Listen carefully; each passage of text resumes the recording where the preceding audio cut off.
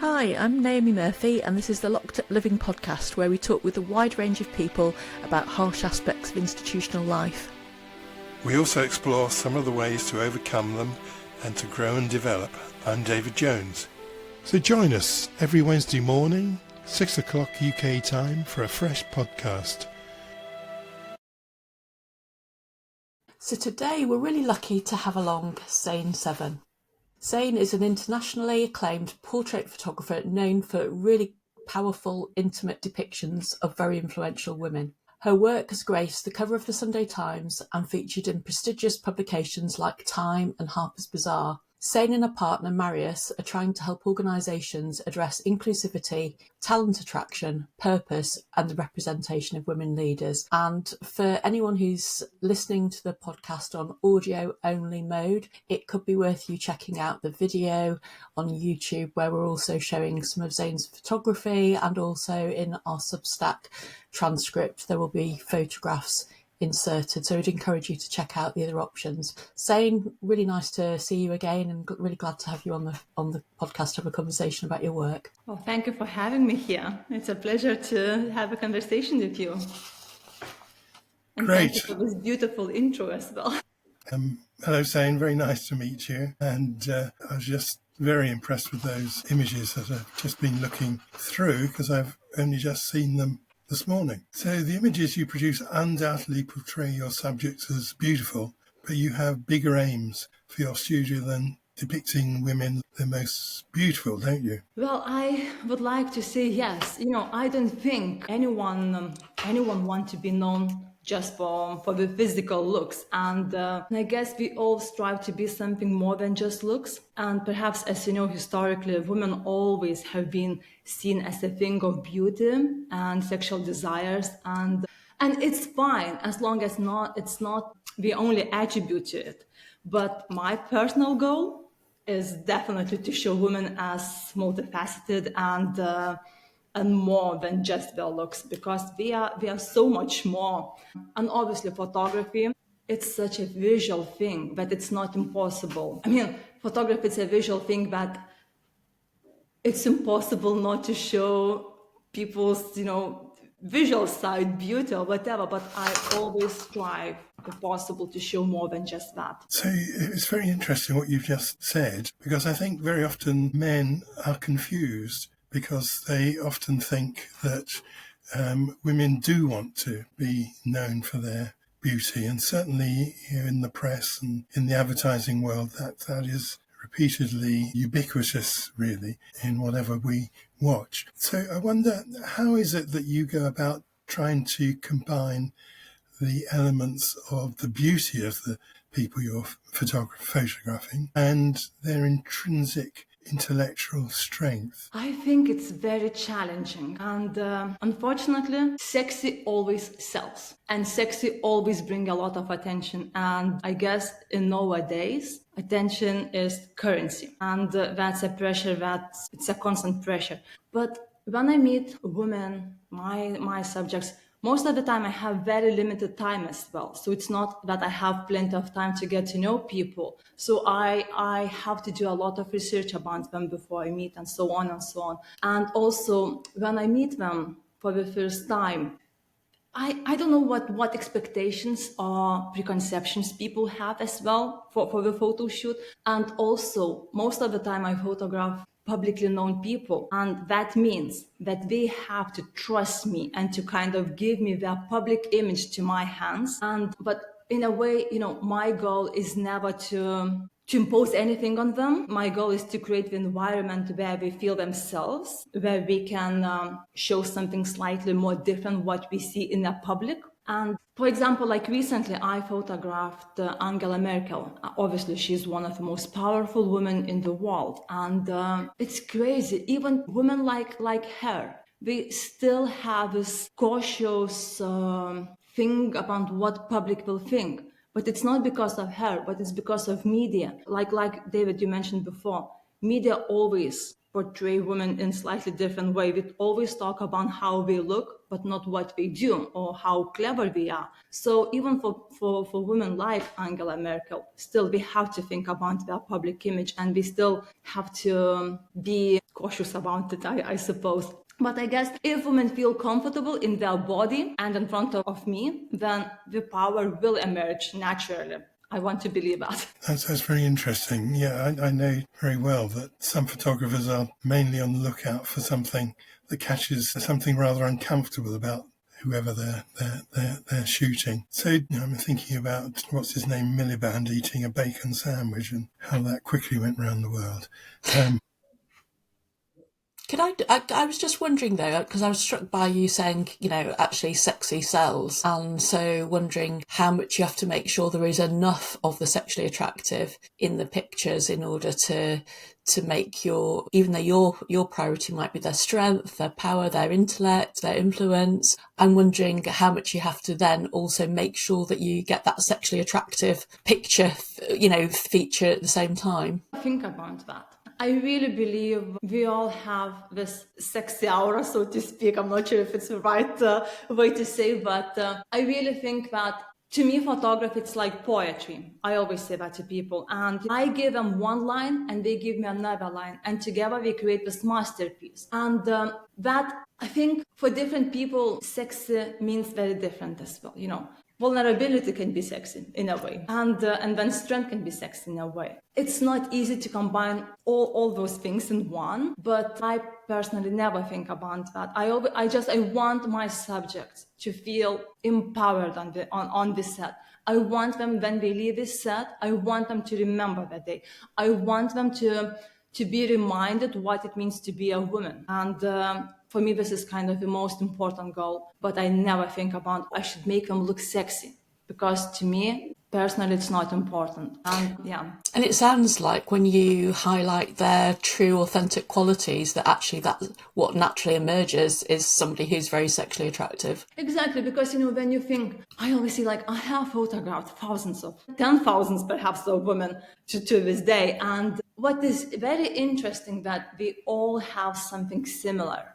We all have something in common, and that in common is we hate being photographed. We have many doubts about ourselves, and we always hate something about ourselves. It can be anything, obviously I'm talking about our looks, and it's from nose to here, from body to this to that. But what's interesting, during all that process of photo shoot, by the end of that, somehow women don't see that anymore. They see something different in them. So I think that is quite sexy in a way. I suppose we've all had the experience of being caught in a photo, because everybody is a cameraman these days. So we've all had the experience of being caught in a photo where we're aghast and shocked at being caught in a posture or with a facial twitch that is incredibly ugly. So we're all terrified of that moment. We all have our Ed Miliband moments then. Yes. Personally, myself, I hate being in front of the camera. When somebody has to take photo of me or interview, I freeze. I forget what I am, who I am, why I am. And so it's very interesting. It's very interesting how our personalities can change when suddenly we realize that we have to give ourselves just somebody. I think it's quite a scary thing. It is, yes. So can I take you back, though, to what you were saying earlier? You were describing how you do a lot of research on the people you're going to photograph.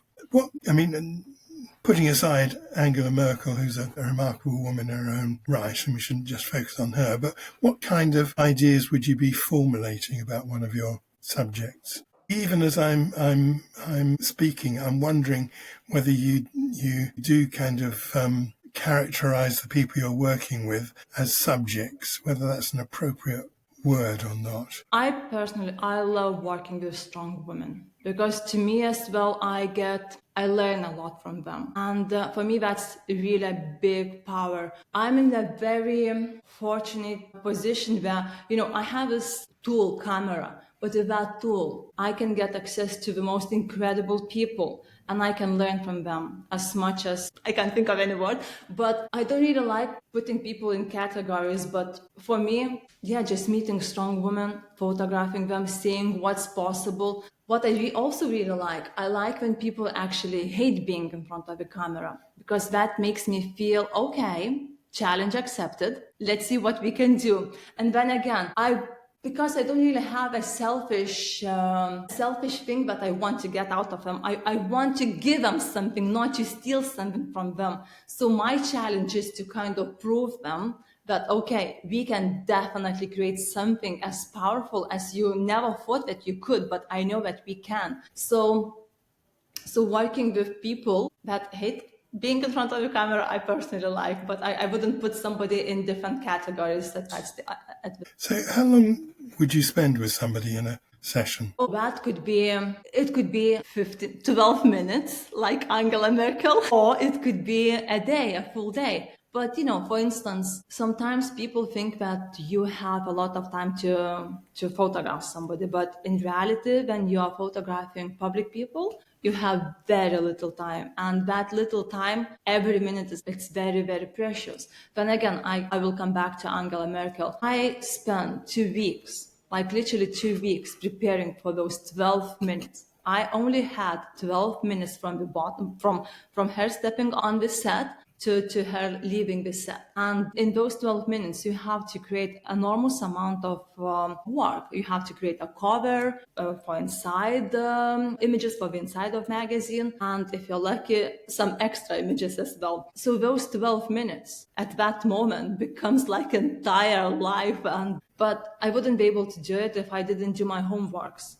Again, like how to make somebody relaxed as Angela Merkel, who is known for not really liking being in front of the camera. But then again, research, reading about people, understanding what we like and what we want and what we don't want, and how they want to be treated. And again, it's not always easy. But for example, with her, I knew that my key thing was during this photo shoot, the way I think I made her feel relaxed in front of the camera. I played 2 songs that she played during her leaving ceremony. And if I didn't know about those songs, perhaps she wouldn't have given me what she gave me on the day on the set. And just by playing those 2 songs, she, suddenly she felt more relaxed. She felt like she was seen. She was not just a subject or an object, but she was a woman that I wanted to get to know and photograph. Sane, when you have such limited windows with people,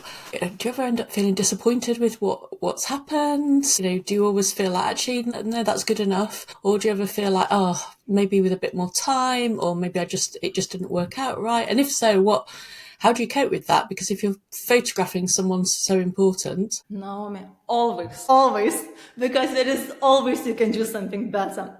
It's not even a question. But I guess sometimes it's just, I always say, I think I am at this level where my bad, it's still extremely good for other people when we look. But to me, I know I could have pushed myself much, much harder. And it's never about the lighting or the set that you are in or the studio or the pose. But it's always about interaction with people. It's always about what you will get out of them. Because even like now, you're listening to me, but your face expressions, both of you, changes. Your eyes like squint or open, like when you look more curious, more serious or happier. So during those couple of minutes when I'm photographing some people, again, it's the massive conversation I'm having. And sometimes, perhaps as you both know, you don't have every day the best day. Sometimes you have some crazy days and they cloud your mind. And sometimes you cannot express yourself properly. And then again, like it's disadvantage to yourself. But obviously, in most cases, I do my best 200%, go that extra mile and get something out of them. But then again, if there is some kind of failure, which usually doesn't really happen, because what is a failure? Then again, I guess it's a lesson that you can take that to the next stage, to the next photo shoot, to the next something. Thank you. It's interesting you notice the expressions on our faces, because I was just thinking there are really some similarities between what you're doing and what we do in the podcast. You know, we're thinking about the person beforehand, we meet them, and then for a period of time, we're engaging in a really intimate exchange with somebody where so much depends upon trust. And I think Naomi and I have had some remarkable encounters which are always very, very rewarding, and I suspect you do the same. Yeah, but like I just mentioned about the trust, I think trust between the subject, or it's like in your position, or in photographers, or in anyone who works directly with people, trust is everything. Because how can you give yourself to somebody if you don't trust? And that trust comes again through respect, through your past work, what you've done with somebody else, and people can see, people can either respect you or not, and hopefully respect, and then that trust somehow grows, and yeah, they give us extra mile. Thank you. So it's striking that all of the women in your portraits look extremely feminine, whilst also looking strong. And an example of that is the female rugby player that you'd photographed out of Kelter.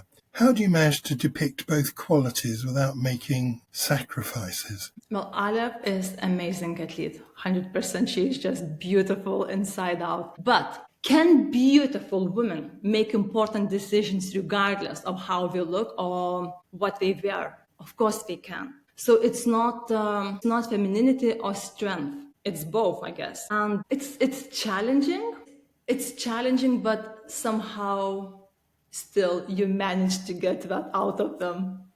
Yes, yeah. Well, that's the core skill of your occupation, I suspect. What led to you using your art to advocate so powerfully for female leaders? What was it that caused you to take this particular path? Okay, so do you know the feeling where you see somebody and you think, God, I wish I could be like them. I wish I could behave like this.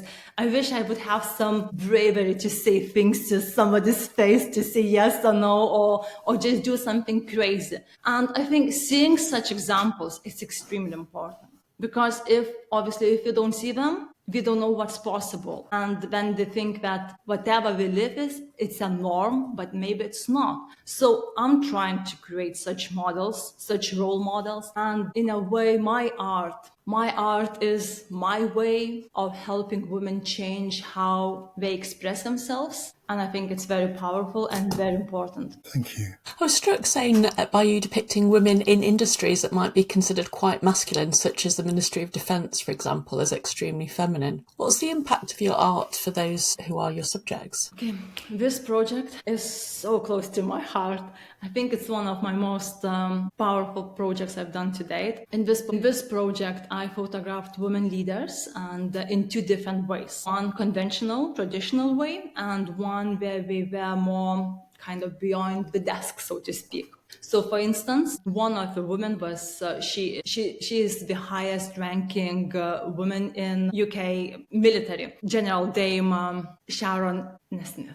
I hope I'm pronouncing that correctly. Yes, Sharon Nesmith. And so she helps run UK's armed forces and plans for their future. So I wanted to show that the same woman, regardless what she looks like, she makes the same decisions, and she can express herself how she wants. So it has nothing to do with lipstick or no lipstick, feminine or masculine. But it's the most important thing. They are women, and they have to express themselves. They respect the uniform and traditions, but it's important to recognize that they are not their uniform or stereotypical military women. They are women, and it's a wonderful way to kind of show two different sides of them. Thank you.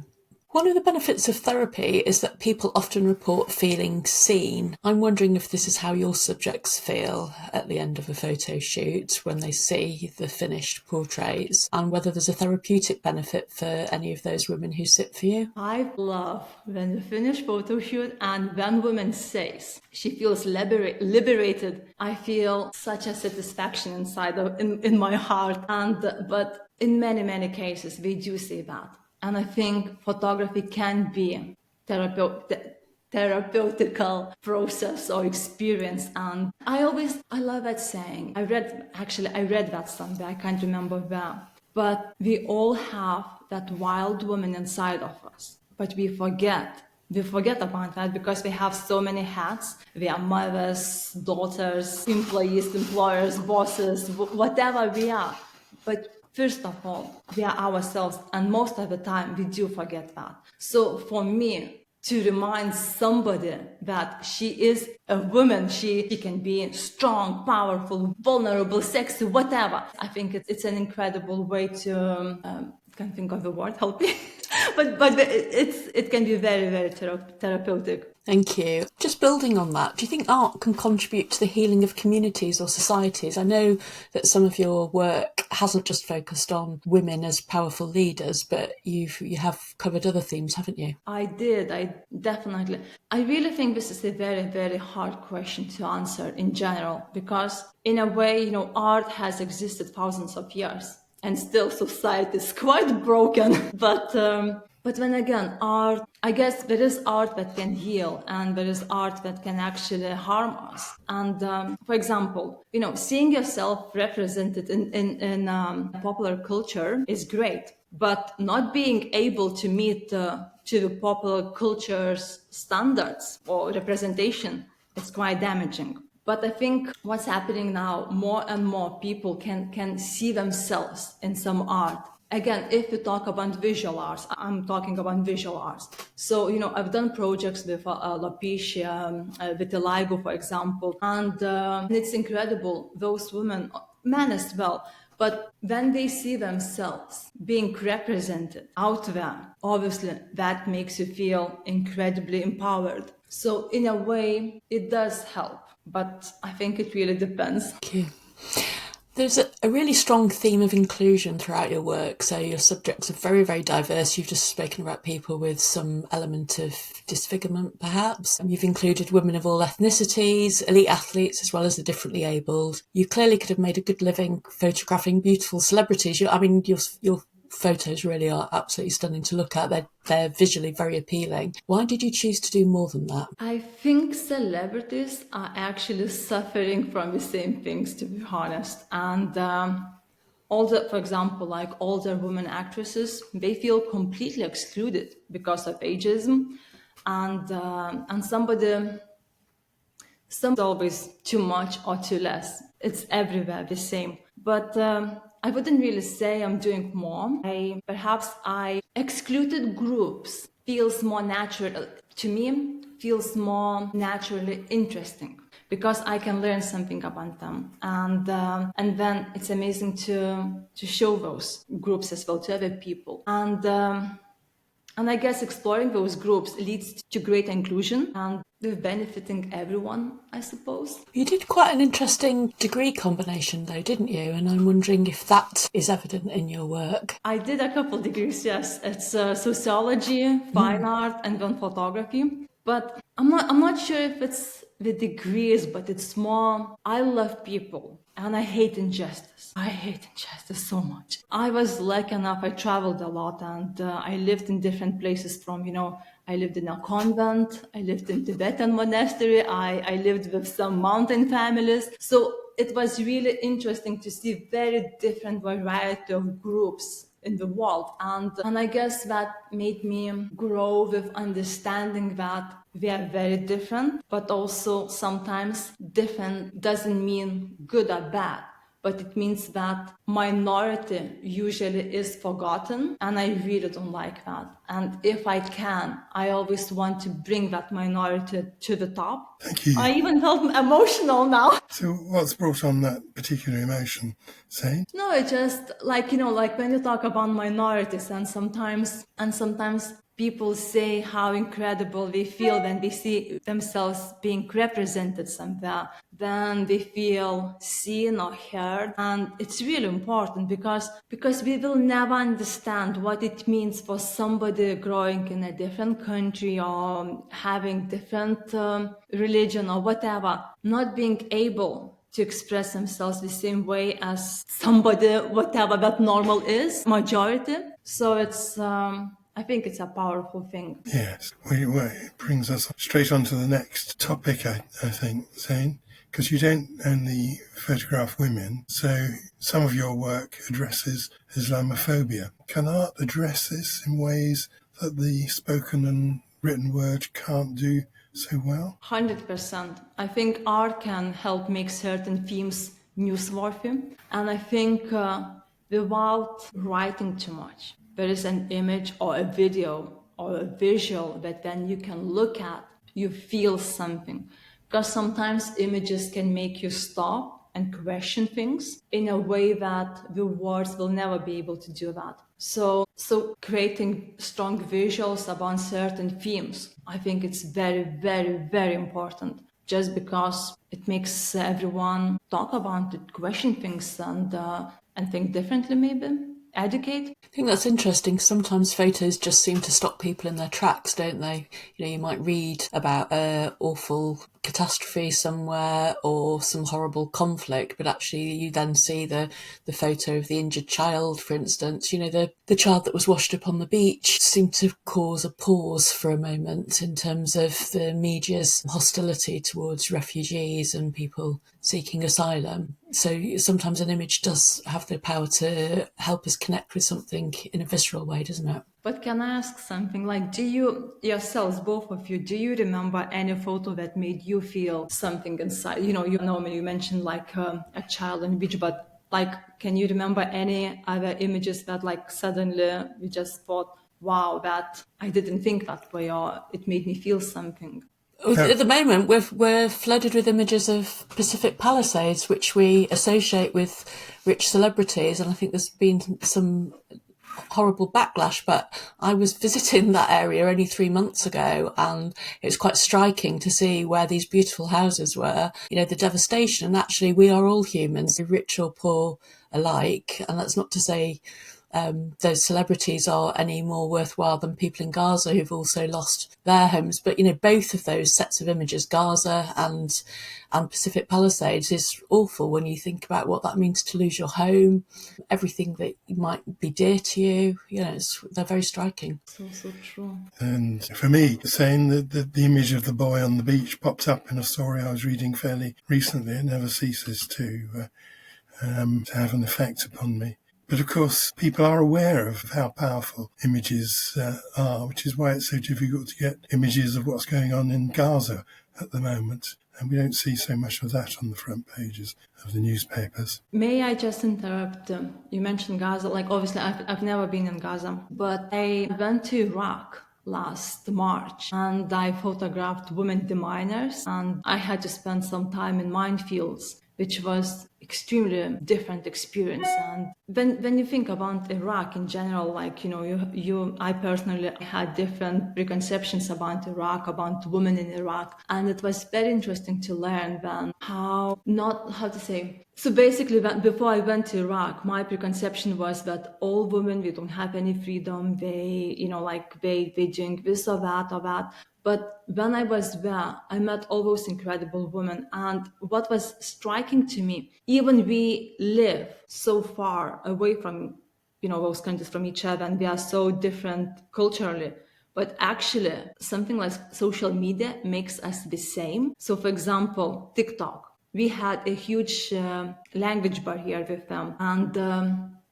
And then I had to photograph them. I've noticed that we kept looking at, we kept doing something on TikTok. We were scrolling, doing something. So TikTok in a way became my language to like our language, to make them do something slightly different. So for example, when I would photograph them, I would just say TikTok. And they would know what I want from them. So TikTok meant that I want some more freedom from them, something slightly different. And they would start, showing different faces. So like TikTok, I mean, it was interesting just to see culturally how we are different, but at the same time, social media age makes us very, very similar. Conversely, I wonder, Sane, what it's like, obviously the situation for women in Afghanistan, where they seem to be obliterated from view, if you like, and I wonder, about the impact of vision, really. Does that mean that we end up less aware of what's going on for the women in Afghanistan because we're not able to see those images in the same way that we can see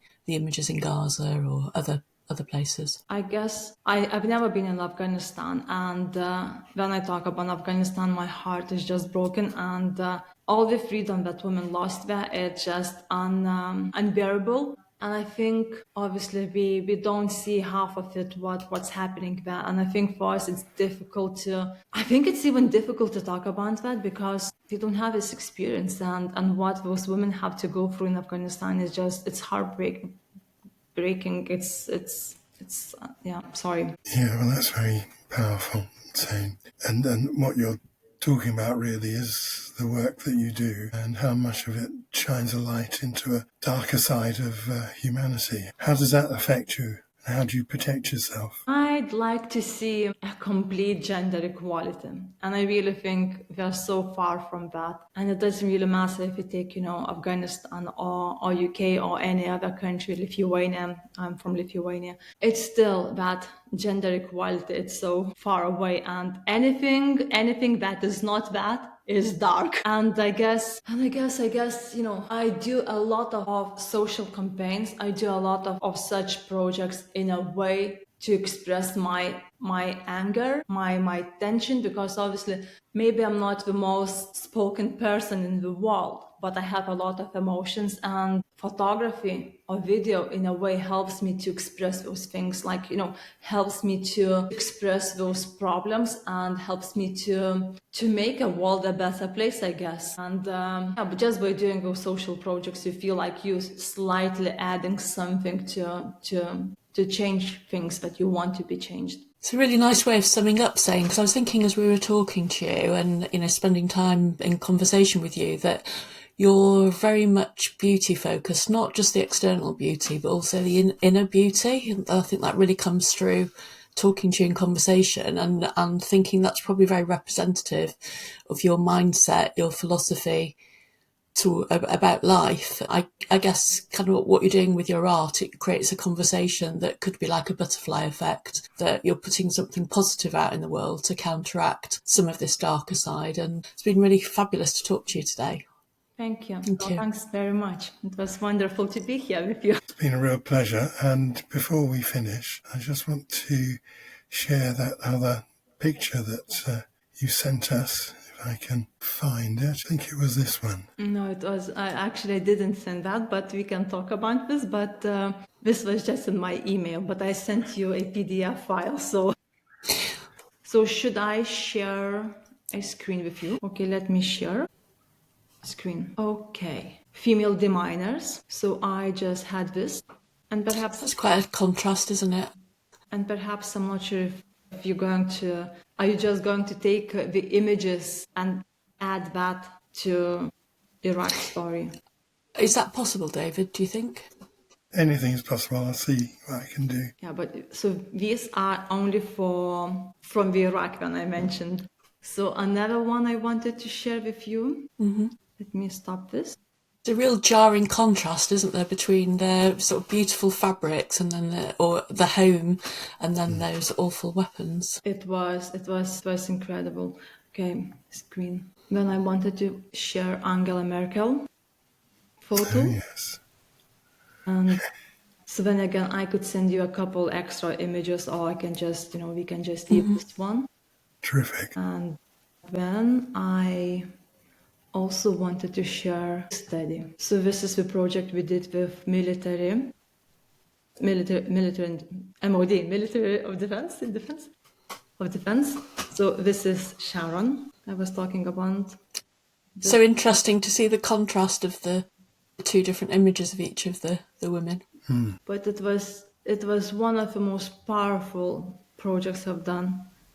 It was very emotional. It was very different because all those women we work in defense, and not a lot of the time you see them, in two kind of different spaces. Okay, and also I wanted to share one more. We didn't really speak about Kira, but that was very important image. Can you see? No, am I sharing? Yes. I saw on your portfolio at the start, I meant to ask you, because obviously there's so much discussion around weight at the moment, with all this sort of push towards Ozempic as well. And actually to see larger women depicted in a very beautiful way. But, for instance, that specific image, that moment in general is very special. She was so shy and she just started modeling. And for her, vitiligo was still not like a taboo, but you wouldn't really see a couple years ago that many images, that many people being represented with vitiligo. So for her, was quite a big deal. And when when I started photographing her, she was so shy. But when something happened, it was just magical, and she just opened up and she started moving, and that movement was just beautiful. And she's just so beautiful. Yeah, it's a lovely picture. I mean, like everything, her body is like art in a way. It's incredible. And that image won all the gold in New York in portray category. And obviously that also gave her a lot of boost and confidence. Yeah, it makes you think of that therapeutic benefit again. I was just thinking that the photo that was just slightly down with is it a flower or something? That's such a stunning, really, that one, that's really beautiful. Yeah. And like you say, you can see the kind of like the art of her skin, not just the photograph. No, it's everything. And those eyes, the way she looks, and that gaze, it's like, you're kind of questioning, is she sad or happy? What does she think about? And so on. Yes. Well, thank you for sharing those with us. Well, I hope it was okay. I hope it wasn't too much nonsense. Oh no, that's a really lovely conversation, Sane. I think that will be very enjoyable.